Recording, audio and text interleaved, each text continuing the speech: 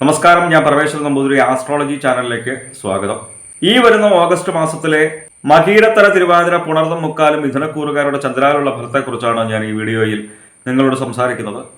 ജ്യോതിഷത്തെ ബഹുമാനിക്കുന്നവർക്കും വിശ്വസിക്കുന്നവർക്കും വേണ്ടി മാത്രമായാണ് ഞാൻ ഈ വീഡിയോ ചെയ്യുന്നത് എന്നതിനാൽ ജ്യോതിഷത്തിൽ വിശ്വാസമില്ലാത്തവർ ദയവ് ചെയ്ത് ഈ വീഡിയോ കാണരുത് എന്നാണ് എൻ്റെ വിനീതമായിട്ടുള്ള അപേക്ഷ. അപ്പോൾ മിഥുനക്കൂറുകാർക്ക് ഈ വരുന്ന ഓഗസ്റ്റ് മാസം 17-ാം തീയതി വരെ സൂര്യൻ നിൽക്കുന്നത് ധനപരമായിട്ടുള്ള കാര്യങ്ങൾ ചിന്തിക്കുന്ന 2-ാം ഭാവത്തിലാണ്. 2-ലാണ് സൂര്യൻ നിൽക്കുന്നത്. 2-ൽ നിൽക്കുന്ന സൂര്യനെ കൊണ്ട് പ്രത്യേകിച്ച് എടുത്തു പറയേണ്ടതായിട്ടുള്ള ഫലം അന്യരാൾ ചതിക്കപ്പെടുവാനായിട്ടുള്ള ഫലത്തെ സൂചിപ്പിക്കുന്നുണ്ട്. അതുകൊണ്ട് തന്നെ കടം കൊടുത്തു കഴിഞ്ഞ് കഴിഞ്ഞാൽ ചിലപ്പോൾ തിരിച്ചു കിട്ടാത്ത അവസ്ഥ വന്നു ചേരാം. അതുപോലെ തന്നെ ധനത്തിന് വിചാരിക്കാതെ തന്നെ ദുർവ്യയം വന്നു ചേരാം, അനാവശ്യമായിട്ട് ചെലവ് വന്നു ചേരുന്ന ഒരു ഫലത്തെയും സൂചിപ്പിക്കുന്നുണ്ട്.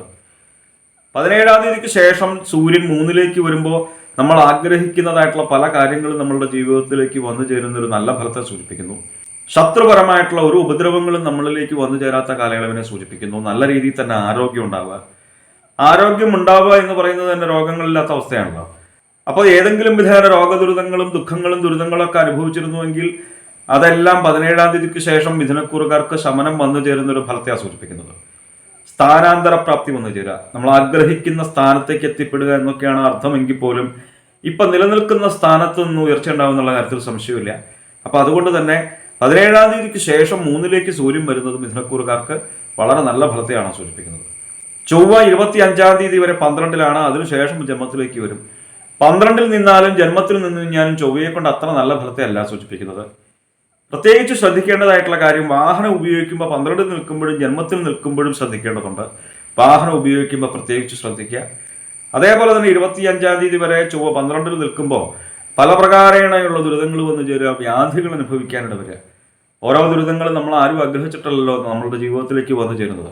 25-ാം തീയതിക്ക് ശേഷം കാര്യഭംഗം വന്നു ചേരുക, ചെയ്യുന്ന കാര്യങ്ങൾക്ക് നല്ല ഫലം ലഭിക്കാത്തൊരവസ്ഥ. നിങ്ങളാണെന്നുണ്ടെങ്കിലും ഞാനാണെന്നുണ്ടെങ്കിലും ഓരോ കാര്യങ്ങൾ ചെയ്യുന്നത് നല്ല ഫലം ലഭിക്കാൻ വേണ്ടിയിട്ടല്ലേ. ആരോ ഒരു മോശഫലം വന്നു ചേരാൻ വേണ്ടിയിട്ട് ഓരോ കാര്യങ്ങൾ ചെയ്യുന്നത്. അപ്പോൾ ഈ ഫലത്തെയാണ് സൂചിപ്പിക്കുന്നത് ചന്ദ്രാലയം എന്ന് മനസ്സിലാക്കി ഈ മോശഫലങ്ങളെ ഇല്ലാതാക്കാൻ വേണ്ടിയിട്ട് പ്രത്യേകിച്ച് ശ്രീ ഭദ്രകാളി ഭഗവതിയെ വളരെ നല്ല രീതിയിൽ മനസ്സിരുത്തി പ്രാർത്ഥിക്കാൻ നമ്മൾ കുടുംബത്തിൽ നിന്ന് നാമം ജപിക്കുമ്പോൾ കാളി കാളി മഹാകാളി ഭദ്രകാളി നമോസ്തുതേ കുലം ച കുലധർമ്മം ച മാം ച പാലയ പാലയ ഈ സ്തോത്രമൊക്കെ ജപിച്ചു കഴിഞ്ഞാൽ ചൊവ്വയെ കൊണ്ട് പറയുന്നതായിട്ടുള്ള മോശഫലങ്ങളെ നമുക്ക് ഒരു പരിധിവരെ കുറയ്ക്കുവാനായിട്ട് സാധിക്കും. മിഥുനക്കൂറുകാർക്ക് ഓഗസ്റ്റ് 22-ാം തീയതി വരെ ബുധൻ 3-ലാണ്. അതിനുശേഷം 4-ലേക്കല്ല ബുധൻ വരുന്നത്. ബുധൻ വക്രഗതിയാണ്. ബുധൻ വക്രഗതി എന്ന് പറഞ്ഞാൽ പുറകിലേക്ക് സഞ്ചരിക്കുക.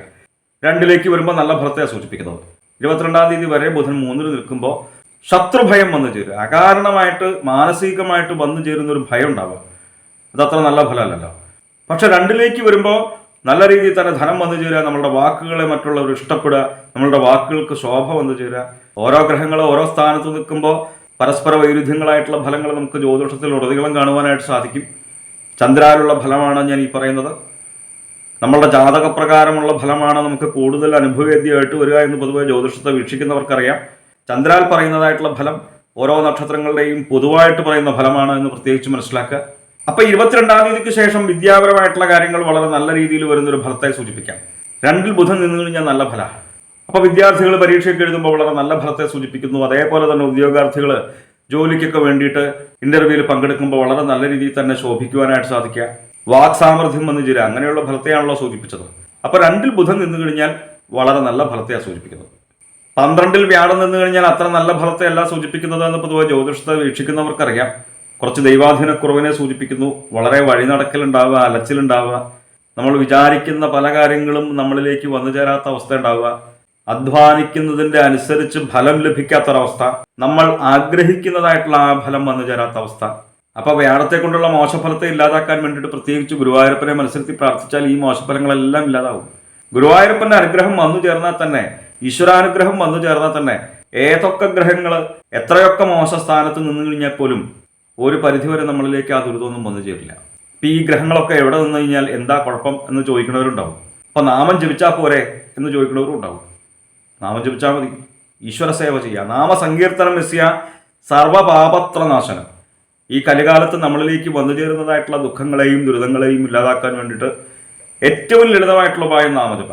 നമ്മൾ കുടുംബത്തിൽ നിന്ന് നാമം ജപിക്കുക, മനസ്സറിഞ്ഞ് ഗുരുവായൂരപ്പനെ വിളിച്ചു കഴിഞ്ഞാൽ നല്ല ഫലങ്ങൾ നമ്മളിലേക്ക് വന്നു ചേരുന്നുള്ള കാര്യത്തിൽ യാതൊരു സംശയവും വിചാരിക്കാനില്ല. 25 വരെ ശുക്രൻ 3-ലാണ്, അതിനുശേഷം 4-ലേക്ക് വരും. 3-ൽ നിന്ന് കഴിഞ്ഞാലും 4-ൽ നിന്ന് കഴിഞ്ഞാലും ശുക്രനെ കൊണ്ട് വളരെ നല്ല ഫലത്തെയാണ് സൂചിപ്പിക്കുന്നത്. 25 വരെ 3-ൽ ശുക്രൻ നിന്ന് കഴിഞ്ഞ് കഴിഞ്ഞാൽ പ്രത്യേകിച്ച് എടുത്തു പറയേണ്ടതും അല്ലെങ്കിൽ നമ്മൾ ആഗ്രഹിക്കുന്നതായിട്ടുള്ള ഫലം, ശത്രുപരമായിട്ടുള്ള ഒരു ഉപദ്രവങ്ങളും നമ്മളിലേക്ക് വന്നു ചേരാത്ത ഫലത്തെയാണ് സൂചിപ്പിക്കുന്നത്. 3-ൽ നിൽക്കുമ്പോഴും 4-ൽ നിൽക്കുമ്പോഴും കലാപരമായിട്ടുള്ള രംഗങ്ങളിൽ പ്രവർത്തിക്കുന്നവർക്ക് അവരാഗ്രഹിക്കുന്നതായിട്ടുള്ള പല അംഗീകാരങ്ങളും വന്നു ചേരുക, പുതിയ പുതിയ അവസരങ്ങൾ വന്നു ചേരുക, ധനലാഭം ഉണ്ടാവുക. 4-ലേക്ക് വരുമ്പോൾ ഇന്ദ്രനെ പോലെ ശക്തി ഉണ്ടാവുന്ന പറയും. ഇന്ദ്രന്റെ അത്രയൊന്നും ശക്തി നിങ്ങൾക്കും എനിക്കും ആർക്കും ഉണ്ടാവില്ല എന്ന് നമുക്ക് തന്നെ അറിയാലോ.